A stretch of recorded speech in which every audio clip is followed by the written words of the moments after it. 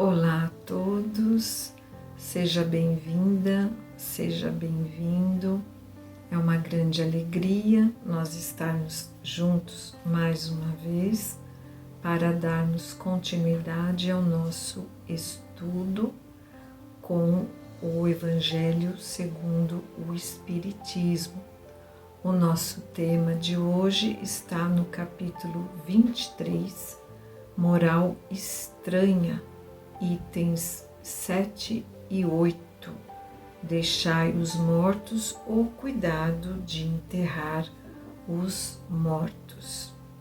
Mas, primeiramente, vamos acalmando os nossos corações e vamos pedir a Jesus e aos seus mensageiros que nos transmitam confiança, conforto e paz para os nossos lares, os nossos familiares e para todas as pessoas que convivem conosco no nosso dia a dia. Vamos também pedindo para que esse estudo seja transformador em nossas vidas. Fazendo agora as nossas vibrações de paz. Paz para o nosso planeta Terra, para todas as famílias, todos os lares, para os ambientes de trabalho, paz para todos os corações. Que Deus tenha misericórdia de todos os aflitos, de todos aqueles que ainda estão longe dos ensinamentos do Cristo.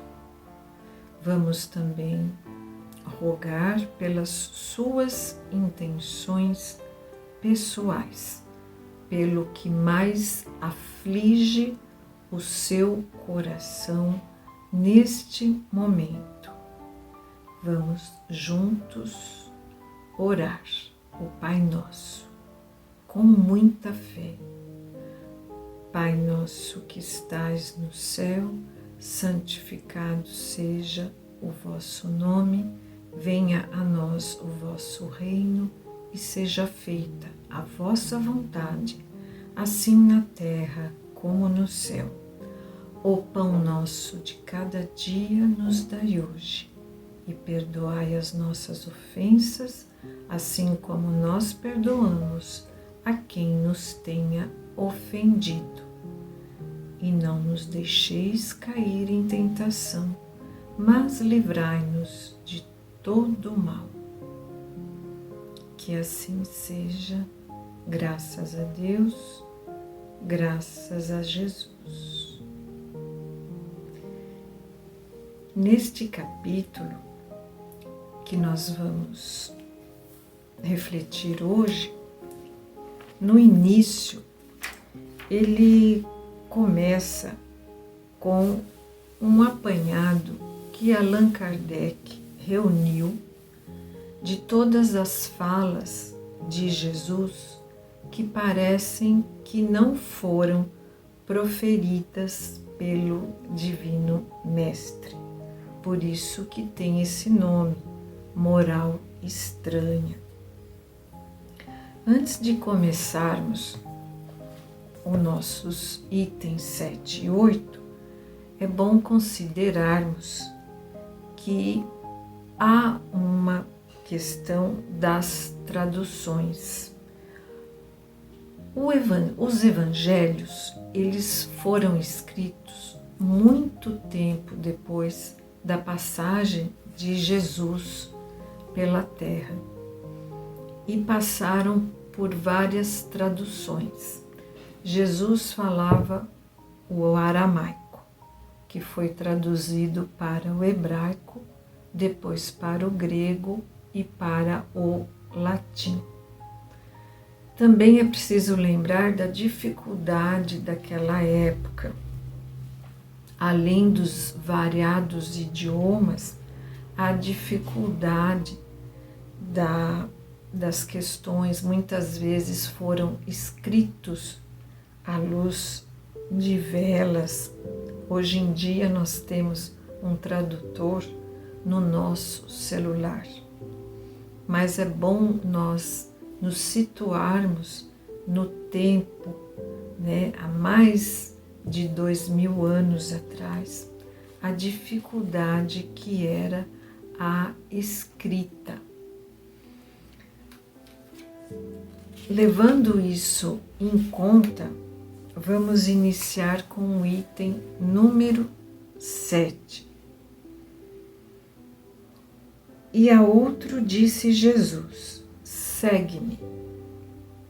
E ele lhe disse: Senhor, permite-me que eu vá primeiro enterrar o meu pai.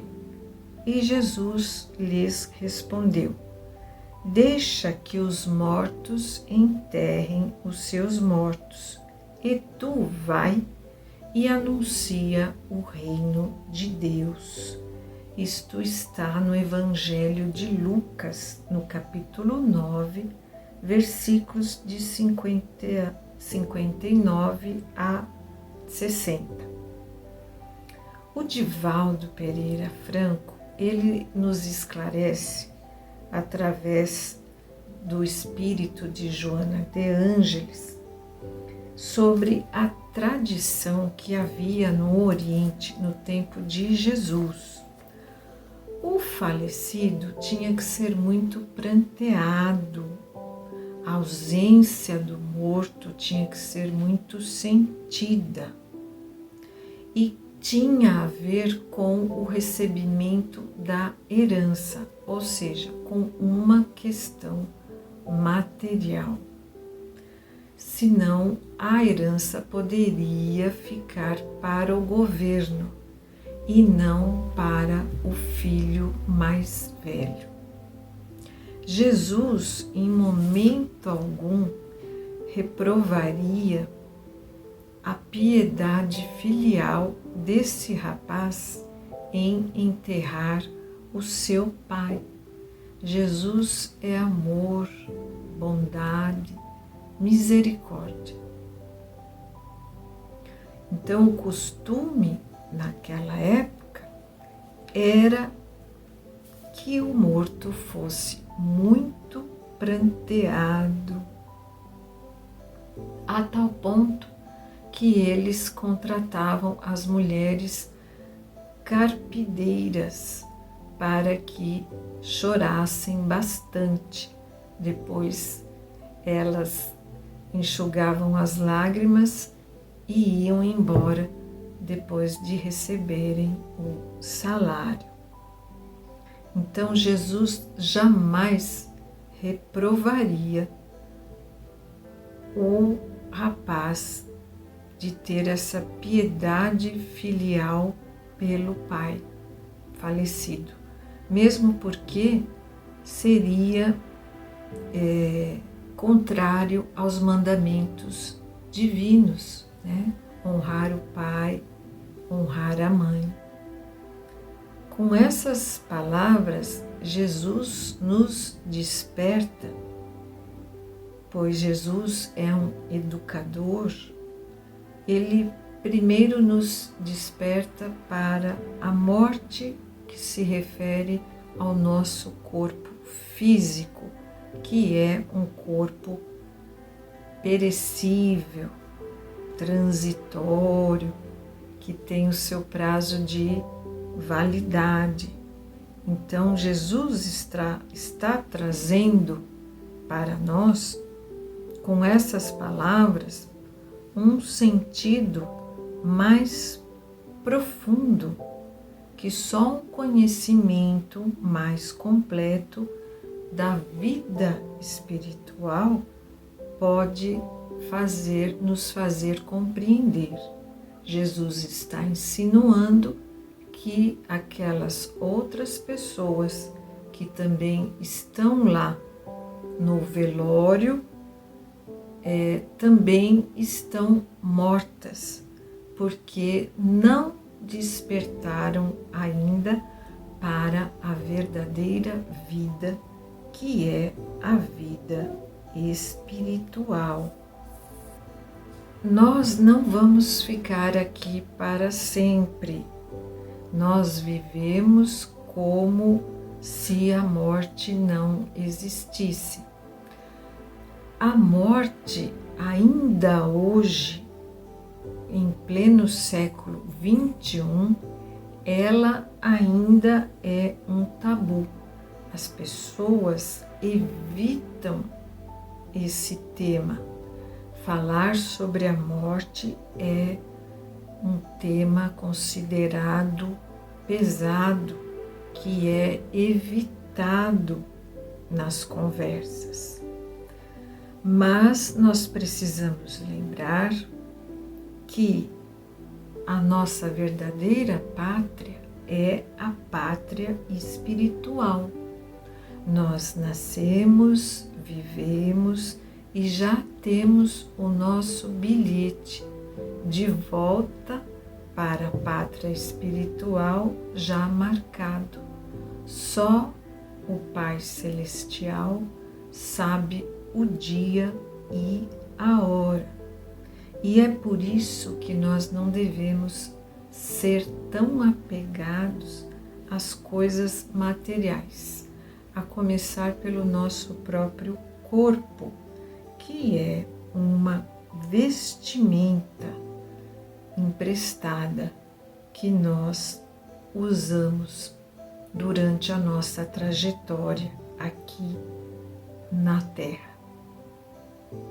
Nós somos espíritos imortais e é preciso tomar consciência disso para termos paz, equilíbrio e resiliência.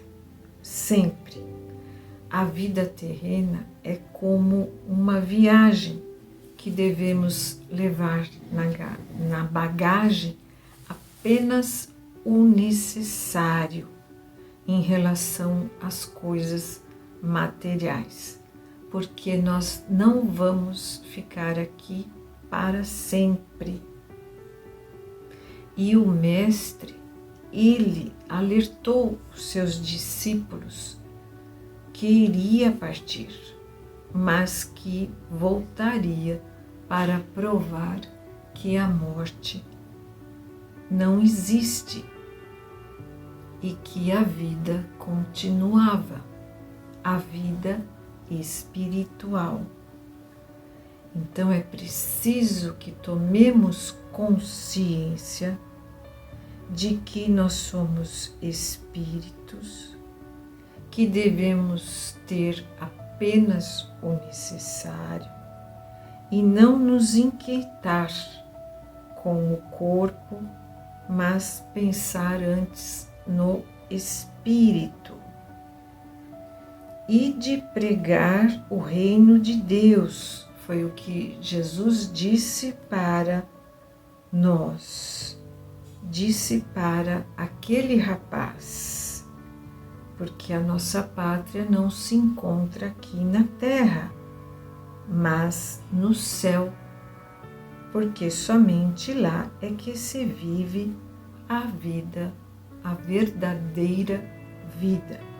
Nós nos preocupamos com muitas coisas que no fim não têm importância nenhuma.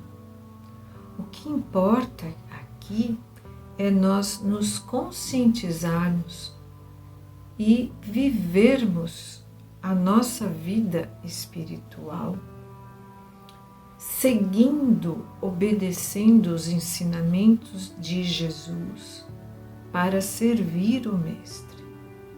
O Espiritismo, ele nos ensina que o respeito aos mortos não se prende apenas à matéria, mas que o espírito continua vivo, necessitando sim do nosso respeito, das nossas orações, dos nossos bons sentimentos, para que os nossos entes queridos desencarnados sintam ânimo, coragem, desapego, alento e se adaptem melhor, mais rapidamente, à nova vida no plano espiritual.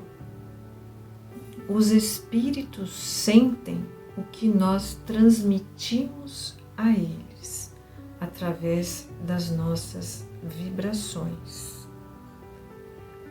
Quando Jesus nos fala para não ficarmos apegados apenas às coisas materiais, inclusive aos objetos do falecido, o Mestre nos lembra dessa nossa imortalidade, de que somos espíritos imortais e que a morte é uma passagem para a verdadeira vida.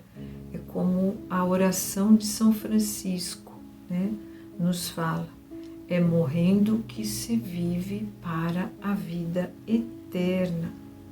E o entendimento que a doutrina espírita nos traz,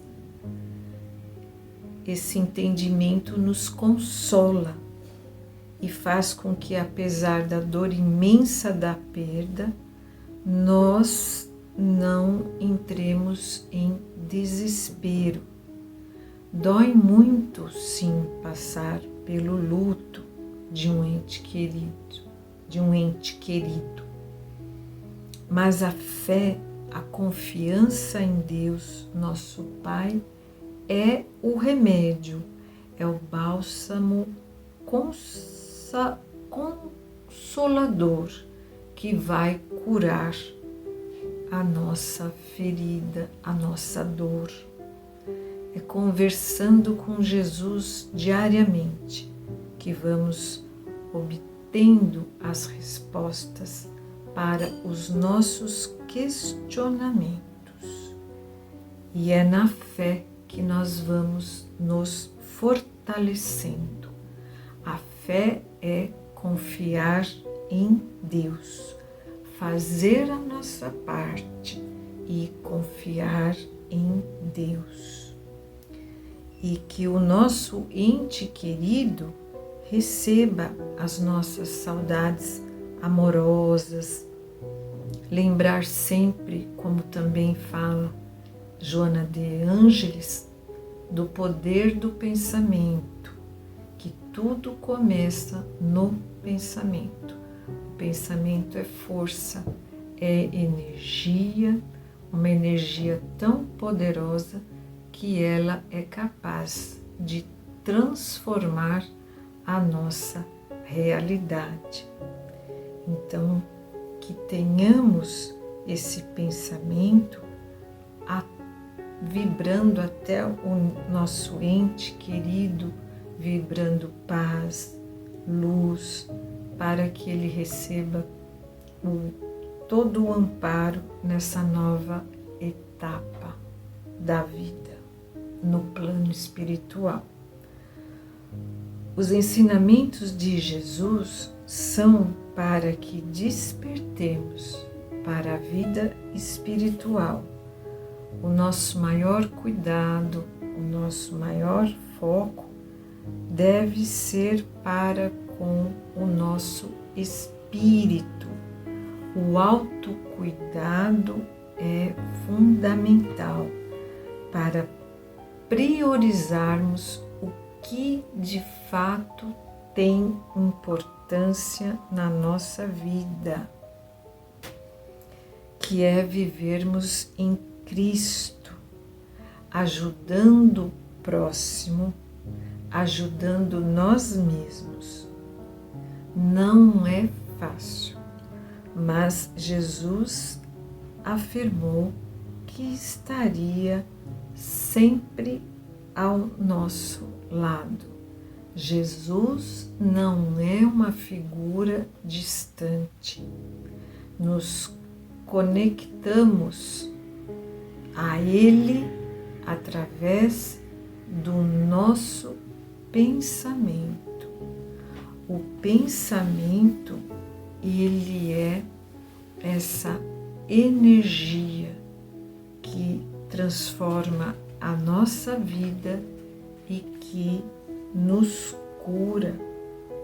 Nós devemos focar nos valores do Espírito, naquilo que é eterno.